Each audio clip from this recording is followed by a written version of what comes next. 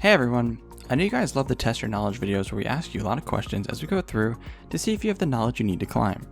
So today we're going to be breaking down a Smurf game of mine in gold where I'm carrying a really hard feeding team. I had to play very well to win this game, and a lot of macro decisions were important.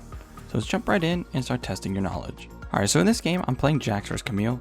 I won lane very hard, sitting at 3 kills in 134 CS 15 minutes. My team all lost their lanes really hard. Heck is 5-0, Zed is 4-1, and Kaisen's 7-1. My Vayne is doubled in CS, so I know it's going to be a tough game. Dragon's coming up in 30 seconds and my TP won't be up in time for it. What do you think I'm looking to do right now? So some of you might have thought that I should push top wave then rotate to Dragon. This is actually the wrong play because my team is losing so hard. If I try to teamfight right now, it'll basically be 1v5 and I'll throw my lead. Instead, I want to use this time to squeeze as much of a lead as I can out of top lane since I'm so far ahead. I want to take the tower or get more kills, but stay away from 5v5. Now, if this was for Soul Dragon, it would be a different story, but that's kind of pointless to talk about because Soul will never be up this early. But anyways, I do exactly what I said and push top while my team dies at Dragon. While I'm doing that, look who shows up.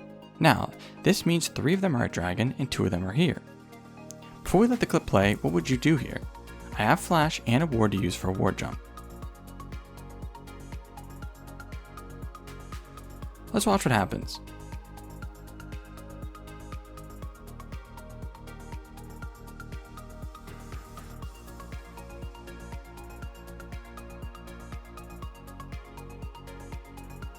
So why did I decide to take this 1v2? First, this Zed, even though he's very fed, is making a big mistake. As a mid laner, you don't want to roam to losing lanes unless it's extremely free. His Camille is so far behind that it's very risky to try and kill me here, as it will basically be a 1v1. Also, Zed is an assassin, Jax is a bruiser.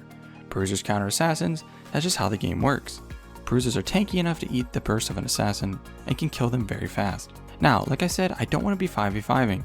The enemy team can just focus me down. But in a skirmish, there are only 2 or 3 enemies. It will be very hard for them to kill a fed Jax with my counter-strike, ninja tabbies, and my ult. And as you can see, the 1v2 was actually pretty easy. After that, I see Kaisa in mid pushing, and Heck was at Dragon 15 seconds ago, so I thought I was safe to push this.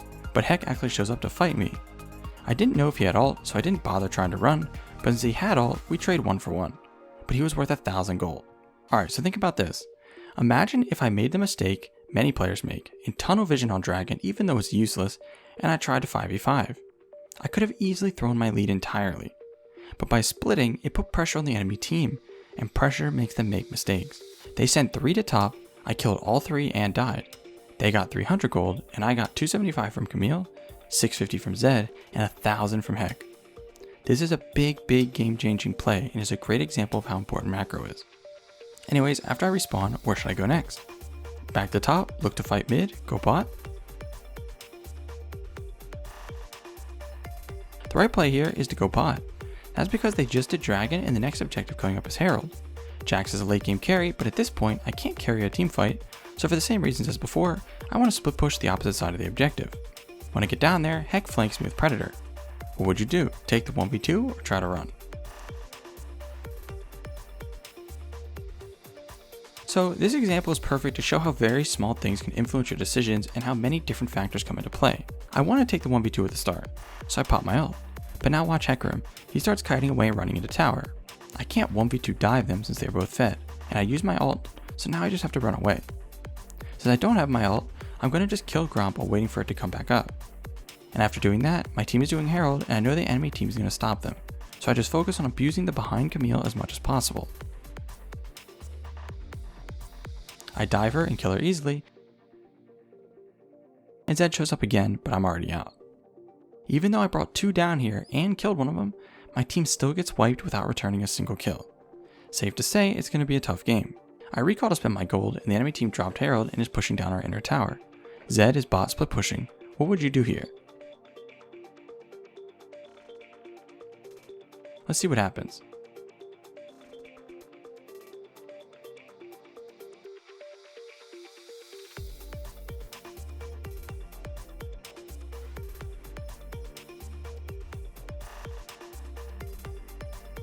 So you might be wondering, how do I know I can just jump in 1v4? The reason is, since my entire team just got wiped, I had to assume and hope the enemy team used some big cooldowns like Hecarim and Kai'Sa ult. If they don't have those and I have my ult, I should be able to kill them easily, and I did. This is obviously a very big play because now we can get Baron for free and we might have a chance at winning. After resetting and spending gold, what would you do next? Dragon is up, I have TP and Baron. So before, I wanted to split on the opposite side of the map, but I'm really strong now. Also, Camille is top and I know the enemy team is going for Dragon. Look where my Malzahar is going, he's going to farm bot lane. Think about what the enemy team can see right now. They can see Vayne farming mid and Mal's farming bot. Vayne is not killable for them, they know this. She's way too close to our base, she's in the middle, they already took mid inhib, but low elo players don't take missing enemies into consideration a lot of the time, and all game they've just been running my teammates over. But in all the other fights, I was split pushing. I know they aren't taking me into consideration and would just look to kill the Mals. So I trail him, and we see the enemy team playing very disrespectful, with the Kai'Sa just walking up to Mals because she doesn't see me here. I wait for Mal's ult, then jump in and kill her. From there, it's easy as Kai'Sa is the really fed ADC, and I can just chase down the rest. Alright, so that was a big play. My team got some gold, and the macro there was huge. It worked perfectly, so we head down to bot to take some towers. We get 2, but my Vayne dies to Zed, and I don't want to throw and die trying to kill Heck under tower, since they might be able to end at this point by just going down mid. Our Mal's dies in mid, so I just take the time to reset. After that, I take our red and go clear mid wave.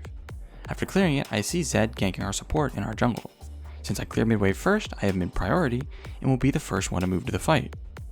I go for the Zed, and even flash over. I knew the rest of his team would be coming, but I thought I could burst him and get out with a ward jump. Sadly, I don't get him and get killed here. So this was a bad play. As soon as Zed jumped over the wall, I should have dropped the play and went to push top lane. When you have to carry, you can't die like this. After that, I ping my team off the inhib and tell them to give it up. It's completely fine to give it up so we can just farm the super minions. Here's an updated scoreboard though. Anyways, when I respawn, Dragon and Baron are up in 1 minute. I have TP, where would you go now? The correct play is bot lane. Since no objectives are up, I just want to push and put pressure somewhere so the enemy team comes to me and doesn't group up and kill my team. I need to stay fed and keep farming. Also, Baron is the important objective, so I want to try and get bot inhib so I can have a chance at backdooring. While I'm pushing, the enemy Kai'Sa shows here. What would you do? So, since Kai'Sa is the one that shows first, I know the whole enemy team has to be behind her. It wouldn't make any sense for Kai'Sa and ADC to just run at me. She knows I can just one-shot her. So I immediately start running and get chased down by Hecarim ult.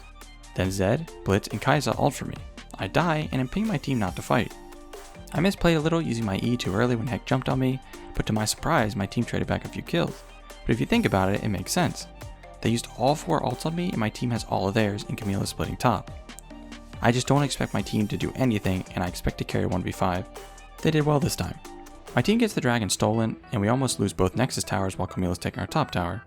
If we pause here, Baron is up and we have no vision. What would you do? So even though we have no vision on Baron, their ADC is bot lane pushing the waves, so they should do it pretty slow. Their ADC pushing that far is really dangerous, so I immediately run over to try and find her. She could see me run through mid here because of the minions, so I jump the wall, thinking she's going to rotate to Baron. I don't find her and put a ward at our blue to see if she's recalling, and there she is. I jump to the ward and use Blade of the Rune King to stop her recall, then kill her for a nice 900 gold. With their fed ADC dead, what would you do now? I have TP, but I can't push bot lane since we have no vision on Baron at all. So instead, I ping my team to go to it to make sure they aren't on it, and we see a few of them. With Kai'Sa dead, they have very little kill pressure on me, so I just run down mid looking for any fight possible. I jump Hecarim first and he runs, and this foolish Blitz tries to join, and he's just useless, so I kill him. After that, what would you do? My team is pinging to take mid inhib, but with those picks we can easily try to take or bait Baron. So after taking the first tower, I ping them to go to Baron instead. I'm not sure what vision they have, so I don't want to start it until we use sweepers and control wards. Hecarim shows up and speeds by, and now we're in a tricky situation. We're going to ask you again since it's all about mindset here. What would you do and what should you be focusing on?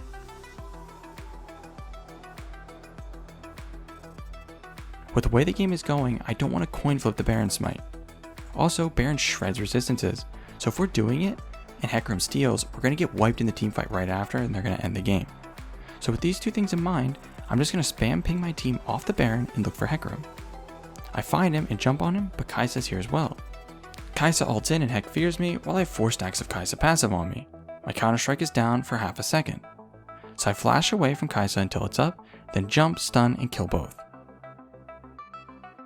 With those two dead, the Baron is very free and we don't have to worry about them stealing.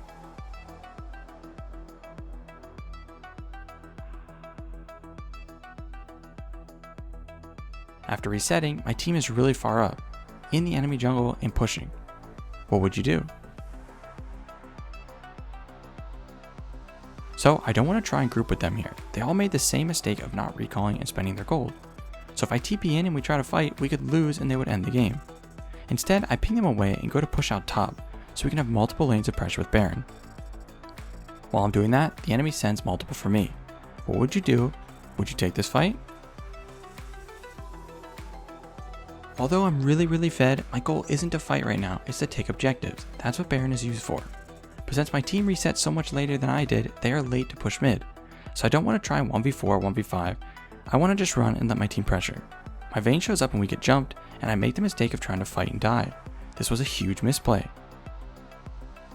Since they sent 5 people for me, I could have easily escaped at this point when Heck and Camille ulted in.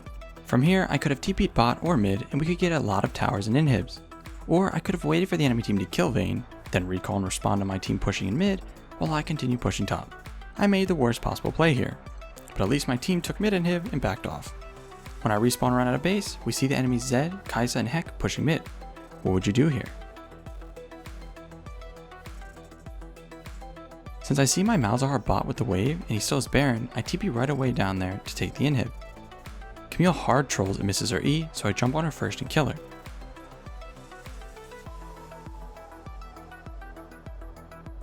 Look at the minimap now, what would you do? By TPing and pushing this, I'm putting a ton of pressure on the enemy team. And what does pressure do? Like we said before, it makes them make mistakes. They don't know what to do. Kai'Sa and Blitz stay mid while Zed and Heck recall to stop us down here, when they all should be recalling. It's very obvious, they all need to recall and stop us from winning the game. As soon as I see that, I know we can keep pushing as it's 2v2. I jump on Zed right away and chunk him while waiting for the minions. Then, when they get here, I jump in to fight.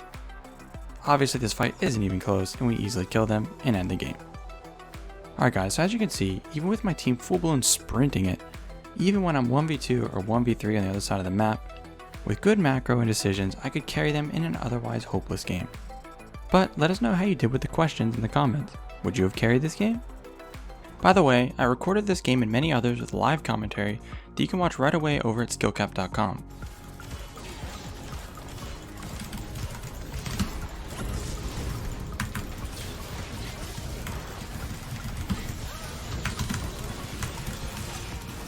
So the only reason I knew to fight this was they are pushing after they just wiped my entire team, meaning they shouldn't have their abilities, and they didn't. They didn't have any ults.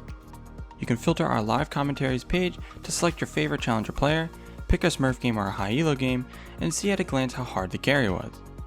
That, on top of our 800 plus guides you can watch and our rank up guarantee, there's more reasons to sign up than ever before.